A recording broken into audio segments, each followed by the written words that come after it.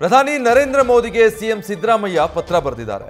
ಕಳಸಾ ಬಂಡೂರಿ ಕುಡಿಯುವ ನೀರಿನ ಯೋಜನೆಗಾಗಿ ಪತ್ರ ಬರೆದಿದ್ದಾರೆ.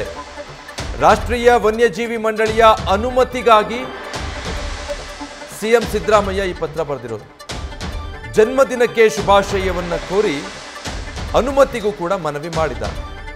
ಮೊನ್ನೆಯಷ್ಟೇ 74ನೇ ವಸಂತಕ್ಕೆ ಪ್ರಧಾನಿ ನರೇಂದ್ರ ಮೋದಿ ಅವರು ಕಾಲಿಟ್ಟರು.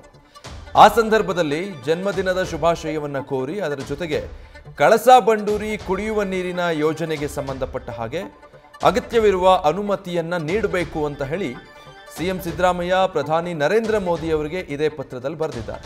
ಕಳಸಾ ಬಂಡೂರಿ ಯೋಜನೆಗೆ ಸಂಬಂಧಪಟ್ಟ ಹಾಗೆ ರಾಷ್ಟ್ರೀಯ ವನ್ಯಜೀವಿ ಮಂಡಳಿಯ ಅನುಮತಿಗಾಗಿ ಈ ಪತ್ರ ಬರೆದಿರೋದು. ಪ್ರಾರಂಭದಲ್ಲಿ ನಿಮ್ಮ ಜನ್ಮದಿನದಂದು ನನ್ನ ಶುಭಾಶಯಗಳನ್ನು ತಿಳಿಸ್ತೀನಿ. ನಾನು ನಿಮಗೆ ಉತ್ತಮ ಆರೋಗ್ಯ ಮತ್ತು ಸಂತೋಷವನ್ನು ಬಯಸ್ತೀನಿ. ಕರ್ನಾಟಕ ರಾಜ್ಯಕ್ಕೆ ಸಂಬಂಧಪಟ್ಟ ಹಾಗೆ ಮಹತ್ವದ ವಿಷಯವನ್ನ ನಿಮ್ಮ ತುರ್ತು ಗಮನಕ್ಕೆ ತರೋದಕ್ಕೆ ಬಯಸ್ತೀನಿ. ಉತ್ತರ ಕರ್ನಾಟಕದ ಕುಡಿಯುವ ನೀರಿನ ಅಗತ್ಯತೆಗಳನ್ನು ಪೂರೈಕೆ ಮಾಡೋದಕ್ಕೆ ನಿರ್ಣಾಯಕವಾಗಿರುವ ಕಳಸಾ ಬಂಡೂರಿಯ ನಾಲಾ ತಿರುವು ಯೋಜನೆಯ ಪರಿಸರ ಅರಣ್ಯ ಮತ್ತು ಹವಾಮಾನ ಬದಲಾವಣೆ ಸಚಿವಾಲಯದಿಂದ ವನ್ಯಜೀವಿ ಕ್ಲಿಯರೆನ್ಸ್ಗಾಗಿ ಅಸಾಮಾನ್ಯವಾಗಿ ದೀರ್ಘಕಾಲದವರೆಗೆ ಬಾಕಿ ಉಳಿದಿದೆ. ಮಹದಾಯಿ ಜಲ ವಿವಾದ ನ್ಯಾಯಮಂಡಳಿ ಪ್ರಶಸ್ತಿಯನ್ನು 14/8/2018 ಘೋಷಿಸಲಾಯಿತು ಮತ್ತು 27/2/2020 ಭಾರತದ ಗೆಜೆಟ್ನಲ್ಲಿ ಪ್ರಕಟಿಸಲಾಯಿತು. ಕರ್ನಾಟಕ ರಾಜ್ಯಕ್ಕೆ ಒಟ್ಟು 13.47 TMC ಹಂಚಿಕೆಯಾಗಿದೆ. ಅದರಲ್ಲಿ 3.9 TMC ನೀರನ್ನು ಕುಡಿಯುವ ನೀರಿನ ಉದ್ದೇಶಕ್ಕಾಗಿ ತಿರುಗಿಸಲು ಕಳಸಾ ನಾಲಾದಿಂದ 1.72 TMC ಮತ್ತು ಬಂಡೂರ ನಾಲಾದಿಂದ 2.18 TMC.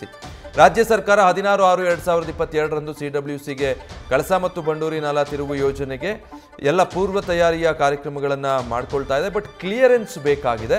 ಆ ಕ್ಲಿಯರೆನ್ಸ್ ಒಂದನ್ನು ಕೊಡಬೇಕು ಅಂತ ಹೇಳಿ ಪತ್ರ ಬರೆದಿದ್ದಾರೆ.